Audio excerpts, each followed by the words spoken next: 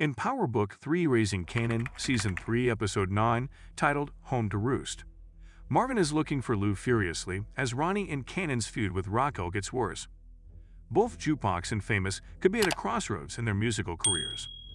Lulu's drinking became worse, running from a liquor store when he and the proprietor exchanged firearms during a failed heist, hitting parked cars. Little did Ronnie know that Juliana was dead when he assumed he was meeting her for a re-up. Raquel killed her.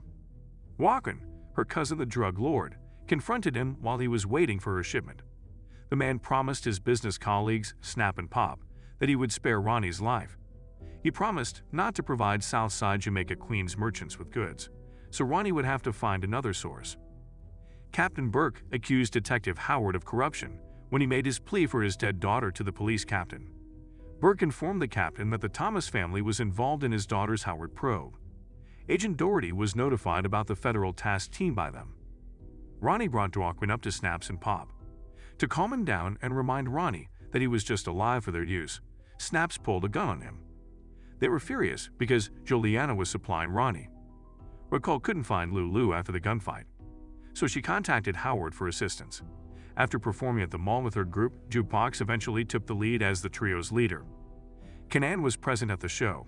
Raquel and Marvin then approached Kanan, telling him that his business with Ronnie was ended. She informed him that he could not be trusted because he had killed his brother Unique. Rebutting, Kanan stated that there was a report that Raquel killed Unique in order to take over his drug trade. Soon after Jukebox's successful performance, Agent Doherty and the FBI questioned her, inquiring about her family's possible involvement in organized crime. Lou was taken up by police intoxicated at a bar. They got him over to Howard. Lou deduced that Howard had informed Raquel that Scrappy was a snitch and held him accountable for the man's demise. Howard put a gun to Lulu's head in order to quiet him. Lou came to terms with the fact that he was a walking corpse. Marvin rushed to the hospital for Gerald. His addiction caused him to neglect one daughter, and she drowned in the bathtub. They took the other sibling, so Gerald confessed that he had been working with the FBI, giving intel against Marvin and his family. The FBI found Gerald. He died from an overdose. Jukebox was questioned by Doherty, but she remained still. Doherty and Howard's captain confronted him over his role in entangling Detective Burke in an internal affairs probe. They looked into Howard's connection to the Thomas household. Howard dispelled the rumors. Ronnie, Snaps, and Pop, meantime, confronted Kanan about his mother's interference in their business. They wanted to get rid of Raquel. Howard was furious when Raquel arrived. Lou admitted that he has heard about homicides during the previous 10 years. When he pretended to know that the task force was questioning Marvin, Raquel challenged him.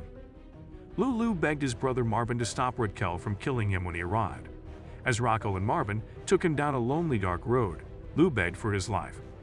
In the penultimate climax of the third season, Lulu is suspected to have experienced one of two things. Marvin either murdered Lulu and disposed of his body. Alternatively, he resides in an alcoholic recovery rehabilitation facility that his siblings took him to upstate.